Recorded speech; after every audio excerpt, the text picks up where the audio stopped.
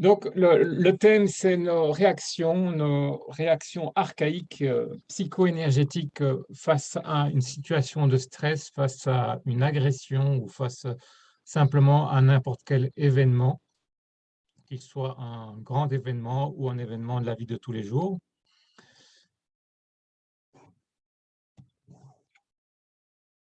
Hop. Je vais d'abord ici parler très courtement du principe de la psychoénergie vue par le phénix. Donc d'un côté, j'ai déjà expliqué hein, dans différents webinaires, mais on a le monde de la conscience, on peut appeler ça aussi le monde de l'information, le monde quantique, c'est le hors espace-temps, c'est le monde de potentialité, c'est l'intention, c'est l'inconscient collectif aussi. Et de l'autre côté, on a le monde de la matière, c'est le monde physique, lié à l'espace-temps, incarné, c'est l'action. Entre les deux, donc il y a une interaction évidemment continuelle entre les deux. Et qu'est-ce qui sert d'interface? Ce sont les ondes, le monde des ondes, que ce soit électromagnétique, acoustique ou autre. Et chaque onde peut avoir une forme, une fréquence, une amplitude. Et là où le phénix va agir, c'est justement dans cette interface-là. Donc on va capter l'interface entre le monde de la conscience et le monde de la matière. Et il va définir chaque fois la forme, la fréquence et l'amplitude et pouvoir y interpréter une donnée psycho-énergétique. Quand on voit ici, je vais déplacer juste ceci, donc le monde de la matière, c'est le monde qui est linéaire, le monde des fréquences, forcément, c'est cyclique, une fréquence, le monde des ondes, c'est quelque chose qui se passe de manière régulière, et la combinaison des deux donne le monde de la conscience qui est en forme de spirale, pour simplifier. Alors, notre mental, il perçoit le monde en fonction du temps, donc il perçoit des signaux ou un signal en fonction du temps. Notre corps énergétique, il perçoit le monde en fonction de fréquences. Il va rentrer en résonance à partir de fréquences. Qu'est-ce qui fait le lien entre les deux? C'est justement, au niveau du phénix, ce sont des algorithmes qui vont transformer ce qu'ils captent en fonction du temps en une somme de fréquences.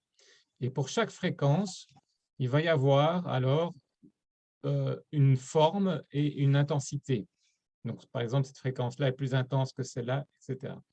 Et pour chaque fréquence, il va y avoir un lien avec une partie du corps et avec un lien psycho-énergétique, qui peut être une interprétation qui peut être différente en fonction de l'intensité et aussi de la forme, si elle est sinusoïdale ou bien si elle est dispersée, etc.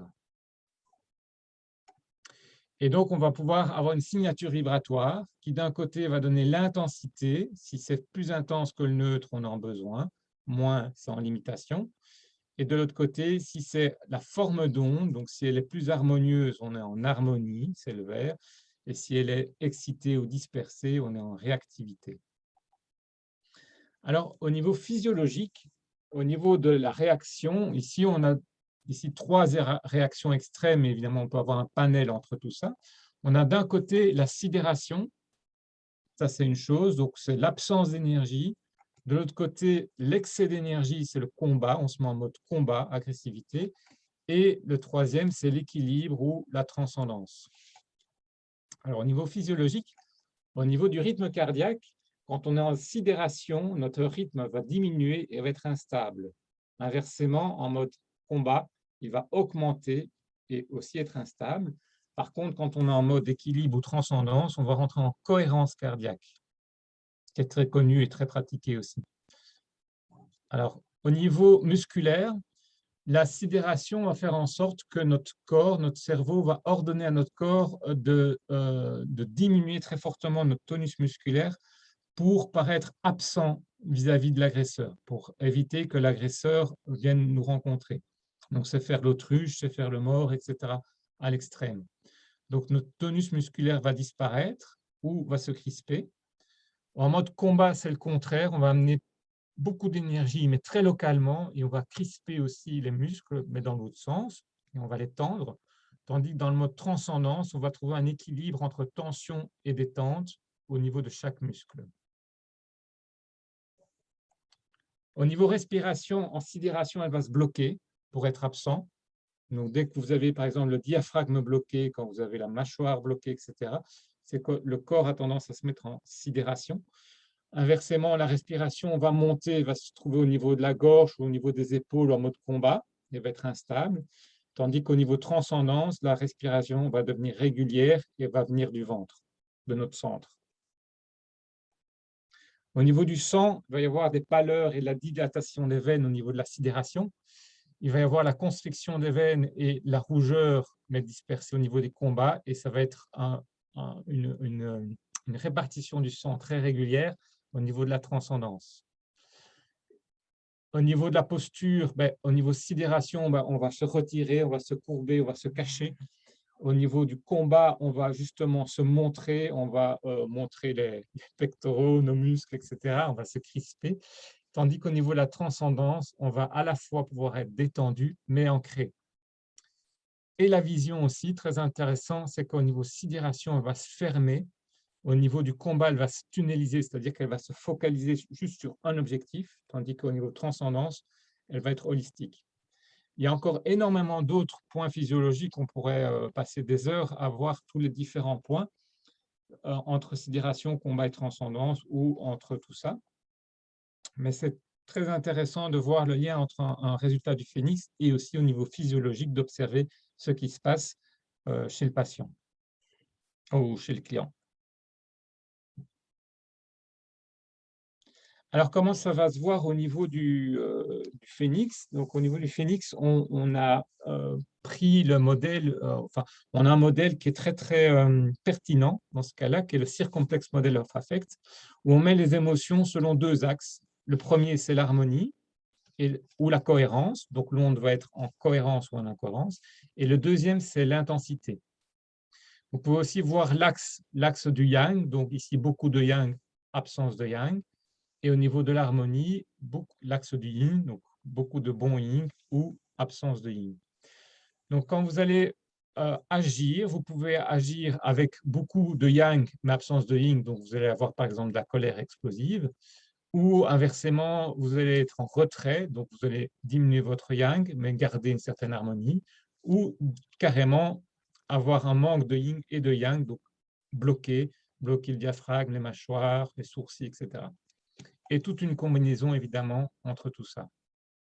Au niveau des trois modes ici de réactivité, donc en haut à gauche, on est dans le mode combat, donc on augmente notre intensité, notre vitalité, mais on diminue l'harmonie. On peut être en mode sidération, donc on va diminuer notre intensité pour soit paraître absent, soit se bloquer, ou en gardant une certaine harmonie, être en retrait, donc laisser la place. Ou en mode transcendance, donc on va à la fois augmenter notre intensité en gardant l'harmonie. Alors on peut avoir différents autres points, donc on peut être en crispation, en déni, en adaptation, pour tout ce qui est sidération. On peut être dans l'action pure pour le combat, ou l'action et l'agressivité, ou la fuite, parce que la fuite, c'est aussi mettre son énergie, par exemple, dans les jambes pour pouvoir fuir, ou la dispersion. Et au niveau transcendance, on peut être dans l'action juste, dans le rayonnement ou dans l'équilibre. Alors, au niveau du signal qui est capté par le phénix, on va voir que dans le niveau combat, on va augmenter l'intensité. Et si l'agressivité arrive, on va avoir un signal qui est très dispersé. C'est ça que le phénix va calculer. Au niveau de la sidération, on va avoir par rapport au neutre, toujours, un manque d'énergie. Donc, on va avoir pour une fréquence donnée moins d'intensité. Ici, là ou là. La différence entre là et là, c'est qu'on a moins d'intensité, mais ici, c'est harmonieux. Donc, c'est plus un retrait pour garder une cohérence. Tandis que ici, c'est un retrait et en plus une excitation ou une incohérence. Inversement, ici, on va mettre de la cohérence par rapport au neutre, donc par rapport à l'environnement. Et ici, on va mettre de la cohérence et aussi de l'intensité. Ce sera pareil pour un rythme cardiaque, hein, ce sera le même principe. Donc, c'est ça qui est très intéressant, c'est que dans ce modèle-là, on peut voir toutes les émotions, mais aussi en lien avec toute la physiologie du corps. Donc, c'est très fort lié au bon sens. Donc, quand vous êtes en colère, forcément, vous augmentez votre intensité, mais ça peut rentrer en incohérence. Les ondes du cerveau aussi, on va voir parmi les glandes du cerveau vont montrer une certaine cohérence d'un côté ou une incohérence en fonction de votre type de réaction.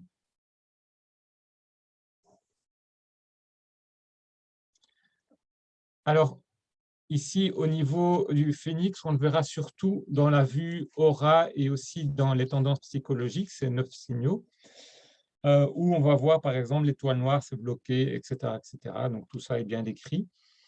Donc, c'est la combinaison d'une forme d'onde excitée, comme on a vu, et diminuée, ça devient noir. Inversement, quand c'est augmenté, donc plus intense et lissé, donc plus de cohérence, mais on est dans le jaune, l'action juste. Et on va voir aussi au tout début, chaque fois ici, la proportion qu'il y a dans les signaux qui sont bloqués, limités, donc en sidération, en retrait, en harmonie, équilibre. Ici, ça n'a aucun signal. Et là, c'est la justesse, donc yin et yang. Là, c'est l'action, la dispersion, réactivité. Et ici, l'agressivité, le combat, etc. Et on voit ici dans la vue aura. Alors, bien sûr, on a une tendance à penser que ce serait bien d'être qu'en rayonnement ou qu'en équilibre, mais c'est beaucoup plus complexe que ça. On peut avoir une partie du corps qui est bloquée, ici par exemple, et une autre partie du corps qui est plus en harmonie ou en rayonnement là ou là. Donc, il peut y avoir une combinaison de tout ça. On peut être aussi par rapport à un type d'événement en sidération et par rapport à un autre type d'événement plutôt en combat ou par rapport encore à un autre type d'événement en transcendance, donc, ou en majorité en transcendance, etc. Donc, il peut y avoir de tout et ce n'est pas forcément mauvais non plus d'être en crispation ou en sidération ou de fuir ou de combattre à certains moments donnés. Donc, il faut éviter les jugements mentaux de dire il faut être que en rayonnement et éviter le blocage. Non, à certains moments, c'est utile de se protéger complètement et de se bloquer, d'être en crispation, ou bien de fuir, ou bien de combattre, etc. Simplement, si on reste dans cette énergie-là de crispation, eh bien, on va être bloqué sur notre chemin de vie. Et donc, c'est l'utilité de voir qu'est-ce qui se passe, pourquoi on reste dans tel état, dans tel mode, et en quoi ça nous empêche d'avancer dans la vie. Et comment aussi passer d'un mode à l'autre pour pouvoir amener de la fluidité.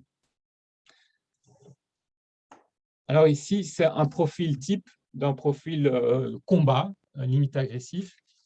Et vous allez voir, là, à chaque fois, je dois le déplacer. Par exemple, ici, voilà. Voilà. Donc, dans les tendances psychologiques, au niveau du résumé, vous allez voir la toute grande majorité des signaux qui sont en réactivité, contradiction, parfois besoin, un peu de justesse.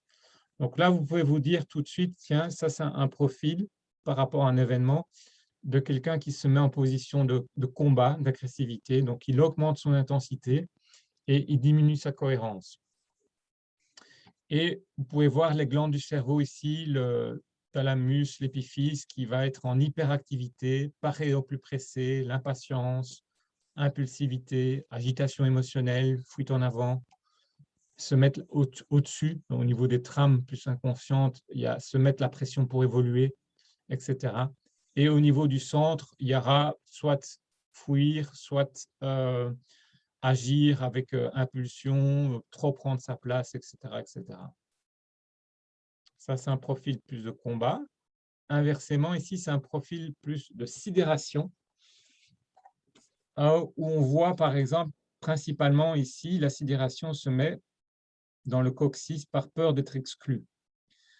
Donc, pour éviter l'exclusion, la personne va éviter de s'affirmer et va donc diminuer son énergie d'activation. Et pour ça, c'est la glande, c'est les amygdales qui vont surtout agir ici, où vous voyez qu'elles sont bloquées complètement de deux côtés. C'est la peur de l'environnement, c'est plein de peur, etc. Et donc, les amygdales vont en fait ordonner au corps, aux autres glandes de diminuer le tonus musculaire, etc. Vous pouvez souvent voir dans ce qui est les limites, c'est subir, c'est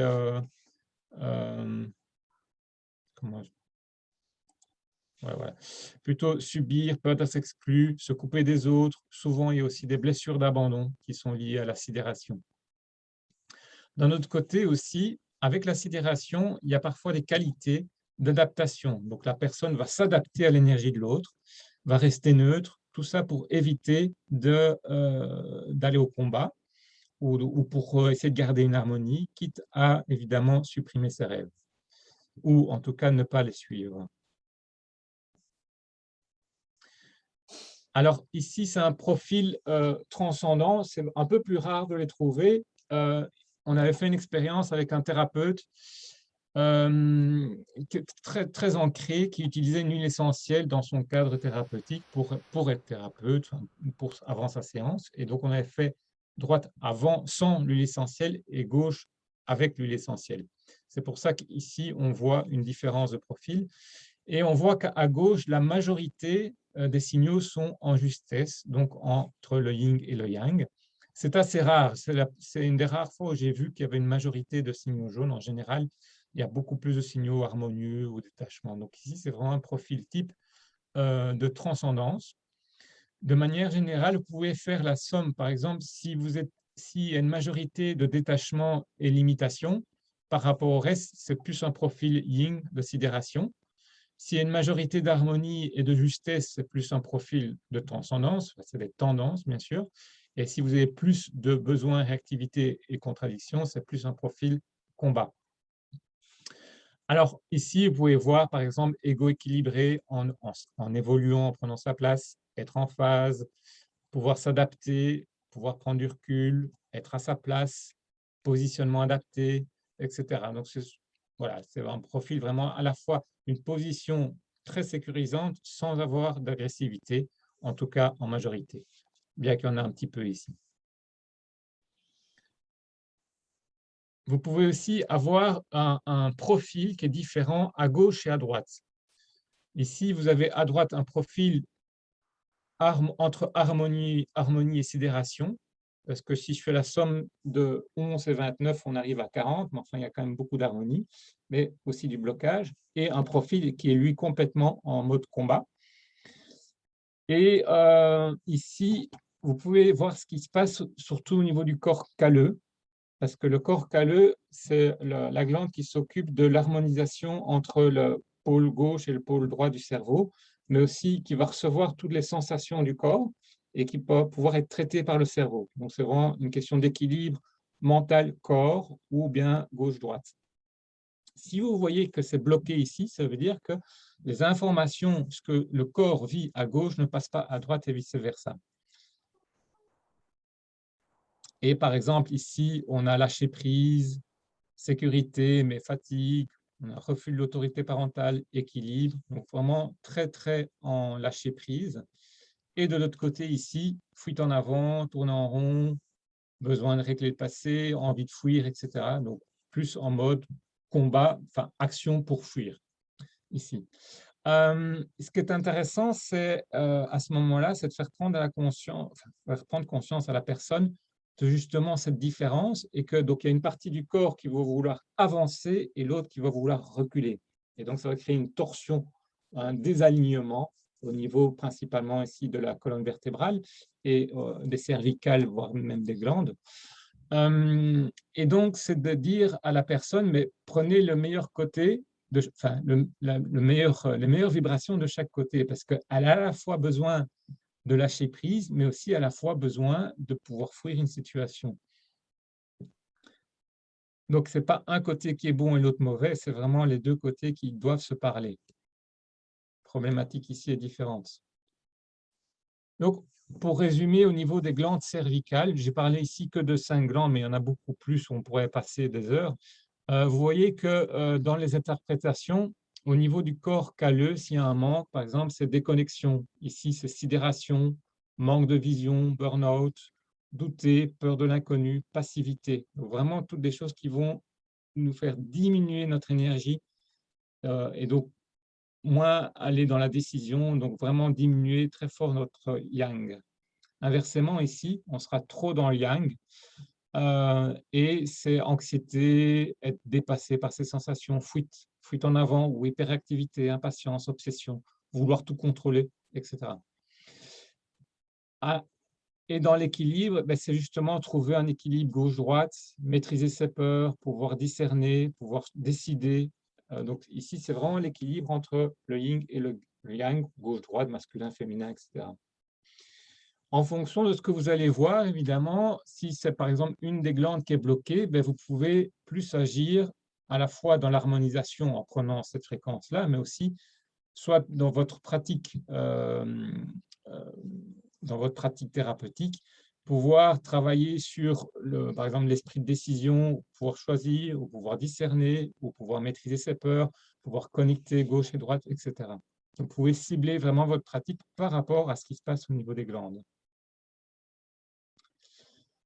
Pour trouver un chemin vers l'équilibre, vous pouvez, c'est qu'une proposition, mais si une personne est fort en sidération, la première chose à faire souvent, c'est de pouvoir lui retrouver sa sécurité, qu'elle retrouve sa sécurité intérieure, pour ensuite l'amener à se vitaliser, à se tonifier, à tonifier ses muscles, même ça peut être très concret, à activer ses membres, à activer son corps, voire même pouvoir déclencher sa colère, parce que souvent c'est une personne qui aura peur de sa propre colère, et de dire qu'une fois qu'elle est en sécurité, elle peut déclencher sa colère, qui est une bonne énergie, pour rétablir ce qui est injuste, ou pour trouver sa bonne position, ou pour suivre ses rêves. Et ensuite, après, vous pouvez harmoniser, parce que quand vous allez faire ça, parfois la personne va passer d'un côté sidération à un mode combat en entier, et donc après, il y a un besoin de réharmoniser ou d'équilibrer entre les deux. Inversement, pour quelqu'un qui est en mode combat, une des premières étapes nécessaires, c'est de prendre du recul, de dire, mais tiens, voilà, à quel point c'est nécessaire de mettre autant d'énergie, autant d'agressivité pour quelque chose. Voilà, prendre conscience de ça, ça permet déjà d'apaiser, en tout cas, le cerveau, le mental. Ensuite, c'est détendre, apaiser, respirer calmement, pacifier, etc., l'entièreté du corps, pour ensuite harmoniser, équilibrer. Parce que parfois, évidemment, la personne va passer de mode combat en mode sidération. Souvent, d'ailleurs, le mode combat sert à masquer une grande peur ou un manque. Donc, si vous lui supprimez ce mode combat ou si vous lui supprimez sa colère, eh bien, il y a un risque qu'elle ne reste qu'avec sa peur. Donc, à ce moment-là, il faut aussi pouvoir harmoniser et revenir dans une certaine sécurité sans agressivité. Dans le mode désaligné, donc il y a une grande différence gauche-droite, mais il y a une prise de conscience déjà qui va être très utile, et ensuite travailler sur l'équilibre gauche-droite, que ce soit au niveau verbal, mais aussi même au niveau postural, au niveau corporel, au niveau énergétique, travailler aussi sur les glandes du cerveau, mettre en cohérence. En fait, cette personne a besoin de cohérence, enfin, son corps a besoin de cohérence, et ensuite pouvoir intégrer. Alors, ici, quelques exemples. C'est quelqu'un qui était, donc on avait vu le profil en mode très, ici, en première position, plutôt de sidération, avec un peu d'harmonie, mais très fortement bloqué. On travaille au niveau harmonisation, au niveau fréquence, mais au niveau aussi réveil de la colère. Et là, elle se met en profil d'incohérence gauche-droite, en réveillant sa colère uniquement côté gauche. Et donc, sa cohérence ici diminue. Ensuite, on va travailler sa cohérence entre gauche et droite. Elle va se mettre en mode combat, ici, des deux côtés. Donc, elle va diminuer fortement ses blocages, mais il y aura beaucoup moins de cohérence cardiaque, etc. Et ensuite, on retravaille sur l'harmonisation et on voit qu'il y a surtout côté gauche, ici, un équilibre qui se met entre... Allô? Oui? Oui, je t'entends bien, c'est pour ça. Attends, je suis avec le véhicule, je m'arrête. Pas de souci. T'as déjà voulu appeler tantôt, je crois. Hein? Oui, c'est ça, oui. Bonjour, comment vas-tu? Oui, ça va, ça va, Oui. ça va, ça va. François, Xavier, tu peux couper ton micro? Ouais. Merci. Alors, oui, donc ici, donc vraiment ici, chercher l'équilibre entre le yin et yang. Et ce qui est très intéressant, c'est qu'alors les blocages disparaissent. Et on voit ici au niveau visuel, voilà, ici, donc un mode un peu yin, et puis ici, très yang d'un côté, très yin de l'autre, très yang des deux côtés, et puis de nouveau un certain équilibre. Ici, c'est une autre histoire, une autre personne. On part d'un mode très yang, surtout côté gauche, très excité, et très bon yang ici côté droit. Et c'était surtout, enfin on verra après, mais un manque de vision par rapport à quelque chose et la volonté de toujours avancer, mais sans avoir une certaine vision. On travaille beaucoup sur le regard intérieur. Et là-dessus, elle passe en mode des deux côtés très, très yin, quitte à réveiller des gros blocages ici. Et de nouveau, en travaillant à la fois sur le yin et le yang, avec des fréquences, mais aussi au niveau postural, respiration, etc., on peut retrouver un certain équilibre qui va permettre de supprimer ici les blocages et d'avoir beaucoup d'harmonie, beaucoup plus d'harmonie ici que de retrait. Donc, vous voyez ici, c'est plus yin sidération parce qu'il y a beaucoup plus de retrait que d'harmonie. Même s'il y a peu de peur, mais il y a quand même beaucoup de blocage, tandis qu'ici, il y a beaucoup plus d'harmonie que de retrait, que de sidération. Et surtout, il y a plus de blocage. Tout en gardant encore pas mal, enfin un petit peu d'agressivité nécessaire pour son yang à elle. Et on va voir ici précisément, donc ici on est sur le premier profil, donc la première situation. Ce qui est intéressant, c'est qu'il n'y a qu'un point bleu ici qui est manque de courage et tout le reste va, en fait, toute sa colère, son mode combat va servir à compenser ça. Donc, il va y avoir énormément d'étoiles au niveau de la tête, besoin d'être l'autorité, l'hypothalamus, le corps calleux aussi qui est très excité, générer des tensions dans le corps, serrer les dents, résister aux émotions. Et alors, vous voyez le corps calleux ici qui est là. Pourquoi? Parce qu'ici, il y a une différence très forte au niveau de la base, donc de l'ancrage entre sa droite qui est ancrée, puissance, et sa gauche qui veut aller plus vite que ce qui est nécessaire, se forcer à agir, etc., qui est en lien avec ce qui se passe au niveau de l'hypothalamus. Donc, on travaille beaucoup sur le regard intérieur pour calmer surtout la tête, et on voit ici que les yeux sont complètement bloqués. Voilà. Refuser ce qui arrive, se couper du monde, etc. On refait une mesure, on passe dans un profil très yin. Et là, donc, la tête s'apaise, beaucoup de turquoise, ici, 43%, surtout au niveau de la tête, un peu d'harmonie. Mais on passe ici, vous voyez, tout en bas, sur une blessure d'abandon. Donc, une fois que la personne n'a plus sa colère, en fait, elle va mettre beaucoup d'importance au niveau de sa blessure d'abandon, tout ça est inconscient, parce que sa colère, en fait, servait à compenser cette blessure. À la fois, donc c'est très intéressant parce que ça permet de prendre du recul, d'apaiser la tête, d'apaiser le mental. Mais si elle reste là-dedans, il se peut qu'elle revienne alors dans un état complètement de sidération lié à cette blessure d'abandon et donc de subir les choses. Et l'idée après, c'est donc de travailler à la fois sur son regard intérieur, mais en même temps sur son côté yang, donc d'ancrage. Et on passe alors dans un état beaucoup plus d'harmonie, sans plus de blocage, où on voit qui a capacité à réaliser ses rêves, résilience émotionnelle, visionnaire, donc on reste dans le niveau regard, l'épiphyse qui se met dans l'instant présent, c'est-à-dire qu'elle a une bonne perception, qu'elle s'adapte, et la thyroïde qui se met d'un côté dans le côté exprimer ses sentiments, mais qui veut trop bien faire de l'autre côté et aller plus vite.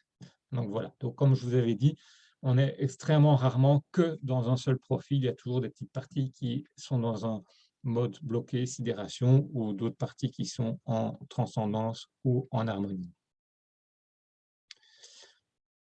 Ici, c'est encore un dernier profil que je vous montre à propos des acouphènes. Une personne qui vient avec un acouphène, où on fait une mesure par rapport à ça, elle a énormément de colère par rapport à une histoire en lien avec son père, etc. On travaille au niveau de l'harmonisation, plus de la conscientisation, et elle garde énormément de colère côté droit, puisqu'on voilà, l'histoire de père est réveillée, et côté gauche s'équilibre un petit peu, mais reste bloqué. Et donc, on retravaille encore sur d'autres harmonisations par rapport à d'autres liens, et là, on trouve de nouveau un équilibre subtil entre le côté yin et le côté yang. Et ce qui est très intéressant, de nouveau, c'est quand il y a cet équilibre qui arrive, les blocages, soit il y en a beaucoup moins, soit disparaissent. mais vous voyez qu'il y a quand même toujours un peu de peur, toujours un peu de contradiction, etc. Mais c'est normal. Voilà, c'est notre mental qui voudrait qu'on soit 100% dans le vert ou dans le jaune, mais ce n'est pas forcément bien. Donc ici, c'est juste une situation équilibrée pour qu'elle puisse vivre ses acouphènes de manière beaucoup plus sereine et donc diminuer son énergie par rapport à ce qui provoque ces acouphènes, enfin donc pardon, apaiser plutôt ça, et donc à terme, ces acouphènes vont diminuer, voire même disparaître. Voilà, donc c'est ici, donc ce qu'on voulait vous partager, c'est qu'avec le Phénix, on peut à la fois faire prendre conscience aux personnes du mode dans lequel elles agissent, pas tant pour le juger, mais pour expliquer qu'est-ce qui se passe et qu'est-ce qui peut arriver, pourquoi il y a ce mode-là, parce qu'on voit les causes, quelles sont les conséquences aussi, et quelles sont les conséquences si elles restent toujours dans ce mode-là. Parce que si on est par exemple toujours en mode combat, on peut s'épuiser, on s'épuise soi-même ou on épuise les autres, ou bien on va faire réagir le monde extérieur contre son chemin, contre ses rêves, etc. Si on est en mode sidération, peut-être que on évite le conflit, mais à la fois, on n'avance pas vers ses rêves. Donc voilà, ça peut être bien un temps, mais à un moment donné, il faut sortir de là. Et si on trouve un équilibre, voilà qu'est-ce qui se passe. Et donc tout ça, non seulement est mesurable, ça veut dire que si une machine le mesure, ça veut dire que les autres peuvent le percevoir aussi, et donc les autres vont agir aussi en fonction de ce mode-là. Aussi, vous pouvez, en travaillant sur les glandes du cerveau, ou voire même les autres glandes aussi, vous pouvez cibler l'harmonisation ou cibler votre acte thérapeutique en travaillant sur certaines glandes à certaines fréquences. Mais dans votre acte thérapeutique, vous pouvez soit apaiser si la personne est dans le mode combat et puis réharmoniser, soit si elle est en sidération, plutôt réveiller sa vitalité et puis après réharmoniser. Voilà, donc on était très motivés à vous partager toutes ces expériences, sans doute que vous avez déjà eues aussi. Et donc, voilà, n'hésitez pas à poser des questions, que ce soit maintenant ou même par après. Tout ceci va être aussi accessible pour vous par après. Et voilà, j'étais très content de vous expliquer ceci. Je vais arrêter le partage. Tu peux garder peut-être, Gauthier, le partage si jamais il y a des questions. Ah oui, ok, je le Je reprendrai. sais pas s'il y a des personnes qui ont envie de poser des questions par rapport à la présentation. Bravo pour la clarté, merci bien. Donc, il y a beaucoup d'infos. Je pense que c'est super intéressant de pouvoir voir ces évolutions aussi et comment lier ça avec une technique pour pouvoir réharmoniser. Donc, je ne sais pas si vous avez des questions. Je vous laisse la possibilité de prendre la parole en désactivant le côté muet de votre micro. Voilà. Est-ce qu'il y a quelqu'un qui souhaite poser une question?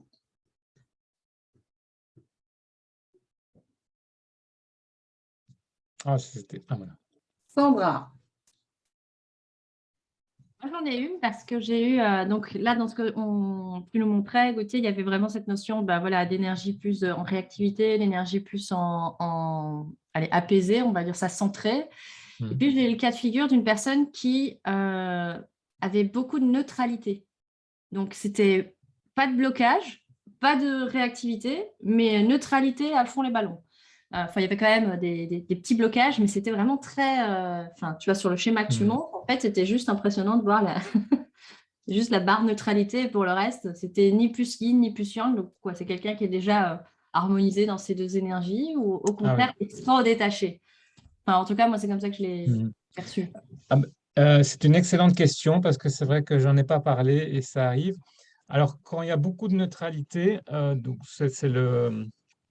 Oui, c'est ce qui est au milieu, là, donc c'est le gris.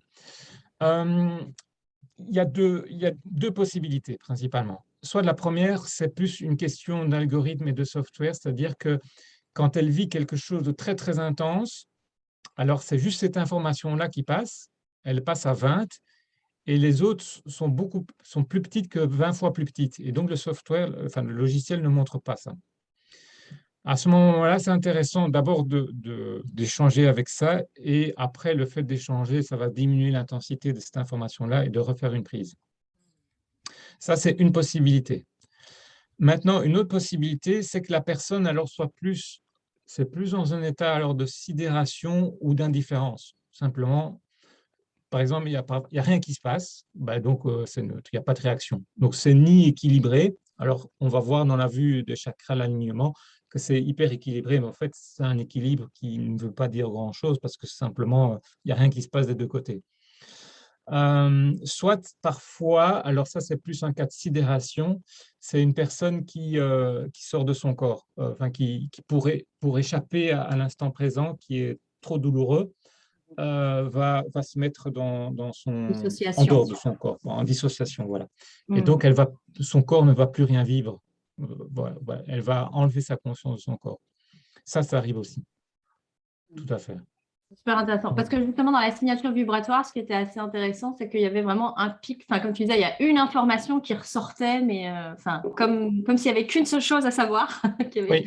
Et que directement, quand on a lu ça, la personne, elle a dit « Ah oui, c'est ça, oui, effectivement. C'est vraiment ça que je ressens pour le moment. » Donc, je n'ai pas l'impression qu'ils aient déconnecté de son corps, mais au contraire, voilà, que c'était très ciblé, très précis sur où était sa problématique et il en avait déjà une certaine conscience en plus. Donc, du coup, mais ça m'avait interpellé le côté super aligné, mais pourtant trop neutre pour être aussi. Enfin, je sais pas, je me posais la question de savoir justement, est-ce que c'était pour dire non, finalement, tout va bien, allez en paix, vous êtes plus équilibré que n'importe qui en Non, moyenne. c'est pas ça. Non, d'accord, ok, c'est cool. Merci pour l'info. Je propose si quelqu'un d'autre a une question. Oui, Alain? Oui. Je voulais compléter par rapport à ce que venait de dire Sandra. J'ai eu effectivement le cas plusieurs fois où je fais une première mesure avec plein d'informations activées en haut et en bas. Et puis, je fais une deuxième mesure, enfin, une harmonisation, une deuxième mesure et du neutre à 95-98%. Donc, c'est le même questionnement.